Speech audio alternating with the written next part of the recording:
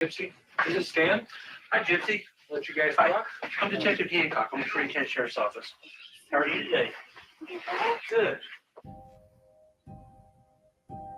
You need to be honest with me. And if you're involved in anything that I'm about ready to tell you, then you need to tell me. Okay? Your mom's dead. Okay? Now, what I want to ask you is your mom's passed away. Okay? She's deceased. All right? Now, what I want to ask you, did you have involvement in this?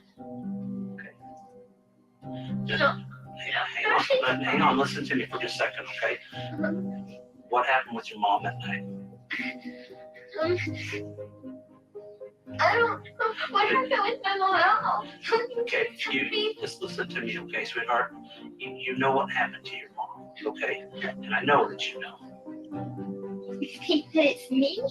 Why would you think that it's me? I have always thought my mom and I are best friends. Listen to me.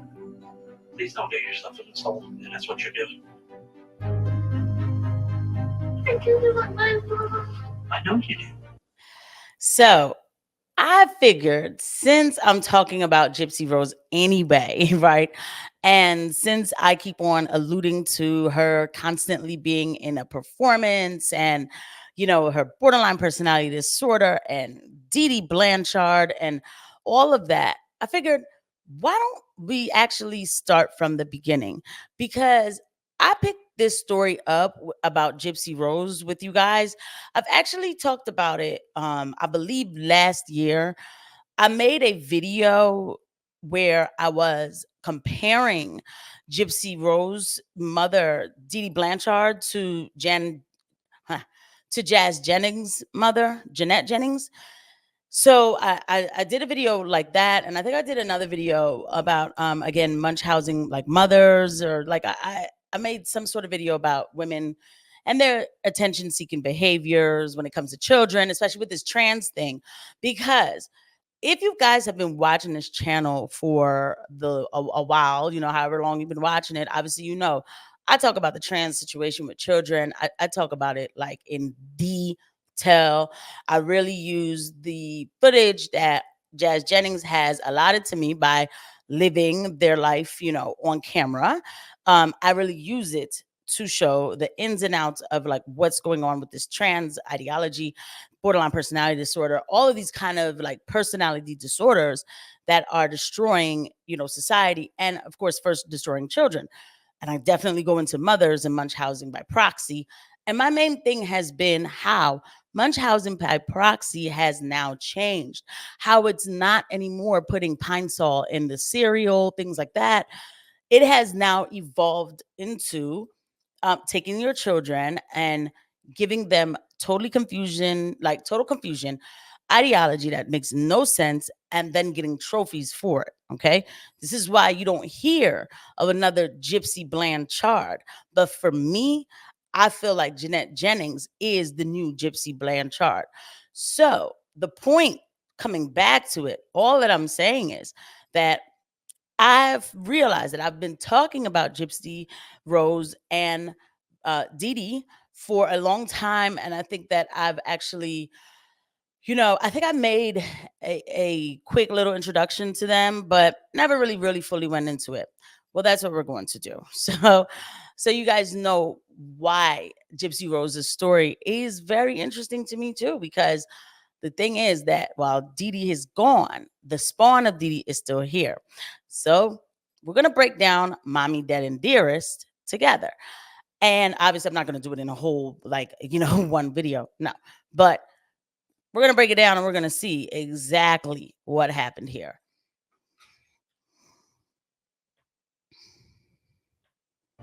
I know you, sweetheart. I know you love your mom. I have no doubt that you love your mom. But why did they hurt her? Now's the time to be truthful, sweetheart. No more lies. Did you kill your mom? No, sir. Did you help Nicholas kill your mom? So I have to really be careful and let you guys know that, trigger warning, I guess. I don't even want to use it. Just letting you guys know that there are going to be, this is going to get deep. It's going to get very deep. This is a documentary, and they are discussing exactly everything that happened. So we're going to really get into it. Just letting you guys know. Ladies and gentlemen, please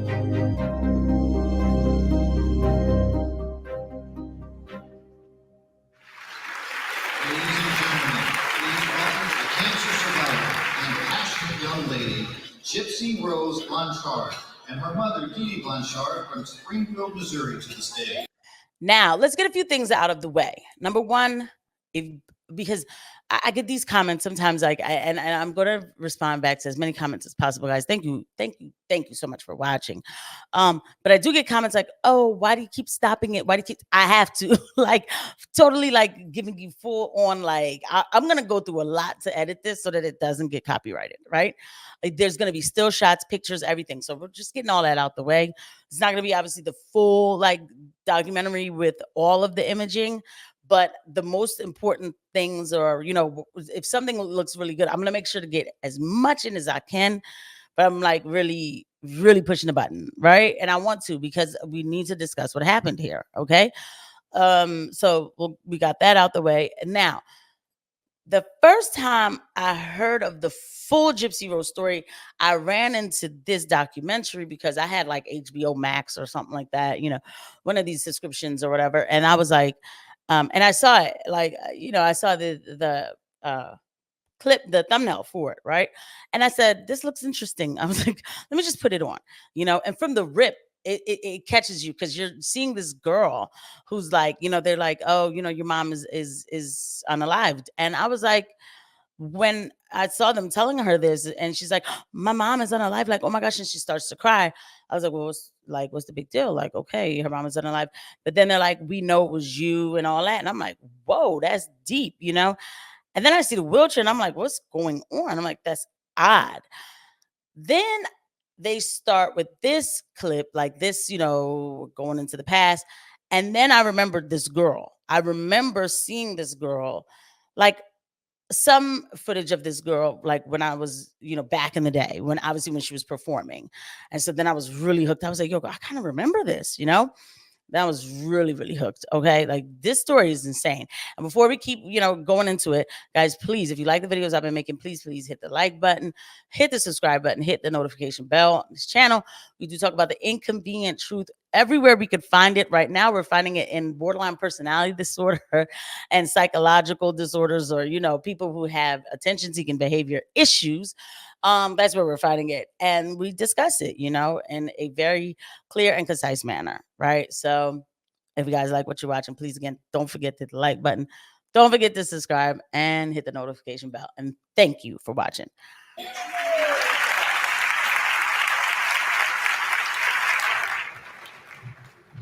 I believe there are angels among us, sent down to us from somewhere up above. They come to you and me in our darkest hour.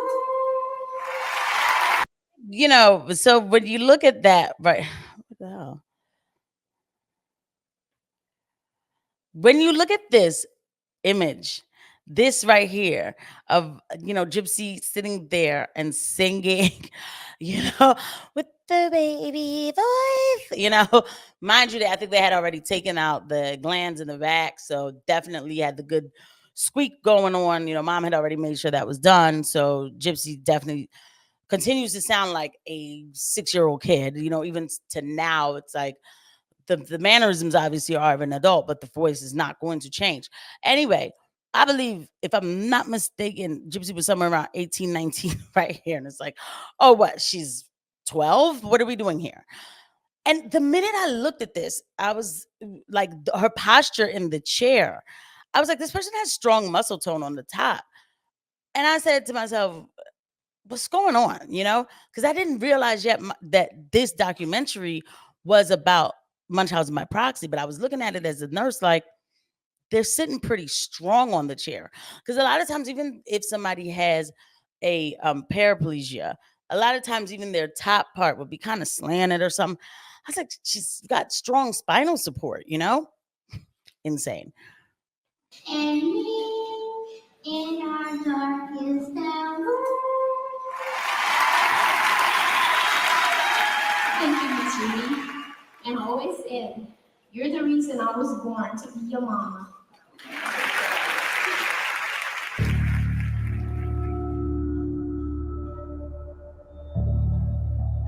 Breaking news this morning, 48-year-old Dee Blanchard was found dead inside her home. Didi was only 48 when they unalived her. I didn't know that. Wow. That's not old at all.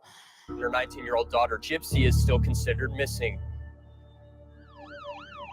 It all started receiving a call on June 14th to check the well-being of a family. Gypsy and Dee Dee were Hurricane Katrina survivors. Everybody believed that they were coming here to the Ozarks to make a better life. There was a Facebook post that was quite alarming. We were actually thinking that it was somebody that hacked into the Facebook, and it wasn't actually a threat. Gypsy was in a wheelchair. So let's look at this picture here. Gypsy's in the wheelchair. And again, now I'm watching this thing and I'm like, oh, so now obviously I've made the connection that like somehow this person's not in this wheelchair anymore, right? Now I'm thinking, because I'm trying to go back, like, but I'm thinking like maybe she just needed the wheelchair for a little bit. And she, like, but again, I'm looking at the muscle tone. And you can tell there's strong muscle tone in the way this person is seated in a chair. I don't know how else to describe it to you, but you can tell when a person doesn't have strong muscle tone. And the way that Gypsy's sitting in that chair, I was like, something's just not adding up with this picture. She had leukemia and she was having seizures and she had to be tube fed. As the sheriff, my primary responsibility at that time was really to ensure that her well-being was okay. Whatever they were going through was incredibly hard for them, especially with the medical conditions. And so everybody gathered around them and would try to help them out as much as possible. It just proves that happy endings are not just in fairy tales, they're real. The Facebook post was, quote, "The bitch is dead." And another post stating, "I fucking slashed that fat pig and raped her sweet innocent daughter. Yeah. Her scream was so fucking loud, LOL." And so that obviously, like we know now, like that must have been that was the boyfriend. But when I heard that, I was like, what? Like, this is insane. So my birthday, June 16, y'all. Okay, good morning. I want to specify at the beginning of this press conference that this is an ongoing investigation. And I want to start off with saying things are not always as they appear. The truth is, okay, I'll admit it. I did actually stab her. I will admit it. I know. Okay. The only reason I did it is because I did it for me and her. That's the real reason I did it. I would have never did it if it was not for me and her. Okay. I know that he loves me and he would do anything for me and to be with me. Did Gypsy know that you were going to kill her mother? Honestly, she asked me to. Okay. Both Facebook postings were authored by Gypsy. The prosecutor has filed charges this morning for first-degree murder. This is a tragic event surrounded by mystery and public deception. Gypsy can walk without assistance or a wheelchair, and she can do that very well.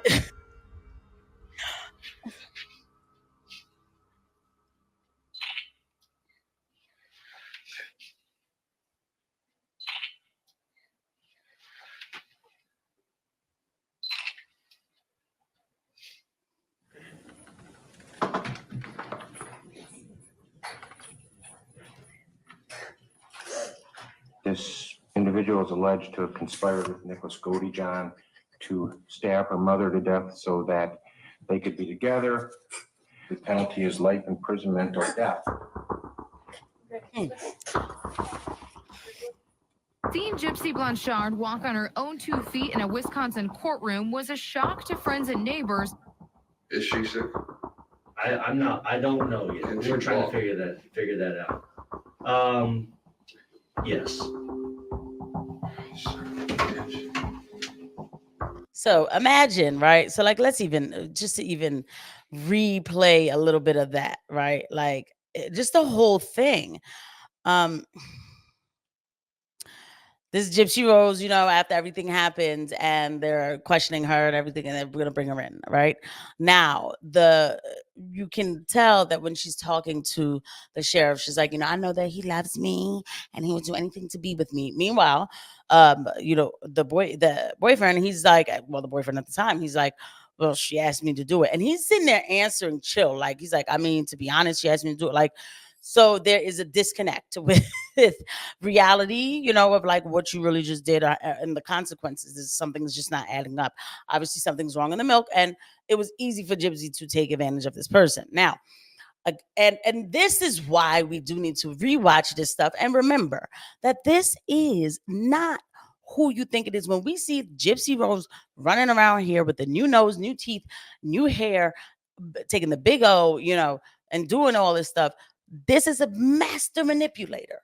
Master manipulator is Gypsy Rose. And so that's why it's important to go back and look at this whole thing so we can remember. Okay. That's why I cover Gypsy Rose on this channel, because this is borderline personality disorder personified, just on steroids. Yes. Allegedly, in my opinion, before the person says that they're going to, report me for saying that. Right. But it is. And then so much of a good manipulator that you see the neighbors like, wait a minute, can she walk? Yeah, son of a B. That's what he says. Son of a B. Like, yo, how the heck they fooled us? And it was not just Dee Dee fooling everybody. It was Gypsy being a part of it. And what did they say, by the way? This unaliving is either going to be life in prison or the death penalty. We'll get into all that. There's several date of births that have been used over a period of time. I almost want to say, man, I can't believe I even wanted to associate with. Why did I even help them? I just never would see that little girl really wasn't who she was supposed to be.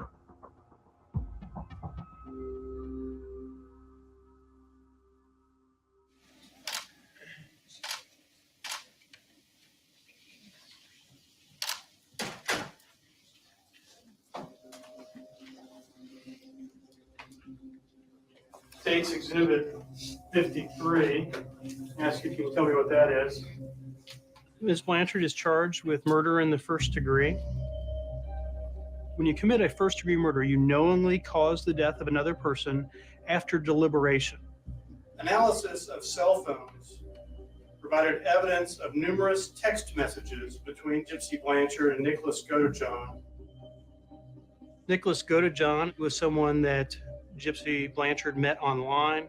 They began a online dating relationship. During the text, the two discussed Nicholas killing Claudine. This is going to go down tonight. I'm reading it to you guys just in case I've had to, while I'm editing, if there's a still shot going on right now. So I'm going to read it and kind of break some of the stuff. So these are the back and forth messaging, okay, between Godejohn and Gypsy. This ish is going to go down tonight. That's from Gypsy. And then he says, babe, it's my evil side doing it. He won't mess up because he enjoys unaliving. Okay? Okay?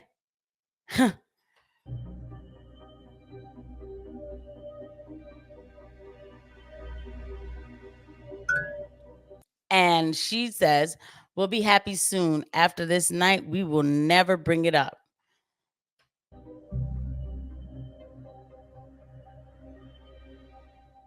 At the beginning, it looks like a tabloid case. It looks like here's some people in some weird outfits and they're pretending to be disabled and they're scamming everybody. And then there's this like sort of horrible murder and the Facebook status that bitch is dead. Like all of it is very tabloid.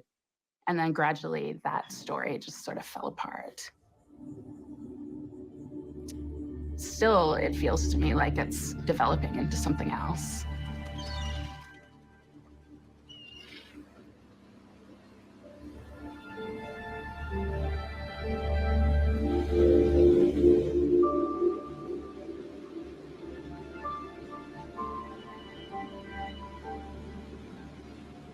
Still ask the question, how do you kill your own mother?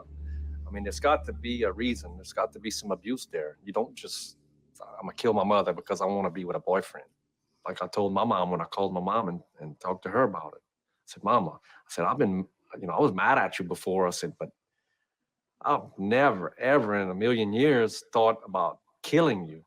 I said, for me to think about killing you, I said, you'd have had to done some pretty bad stuff to me. Nobody wants to believe that something like this can happen. I think the initial reaction is that Gypsy's been lying to everybody. But when you look at the backstory, when you look at how we got here, this all started long before Gypsy would have ever had any type of say in what was happening.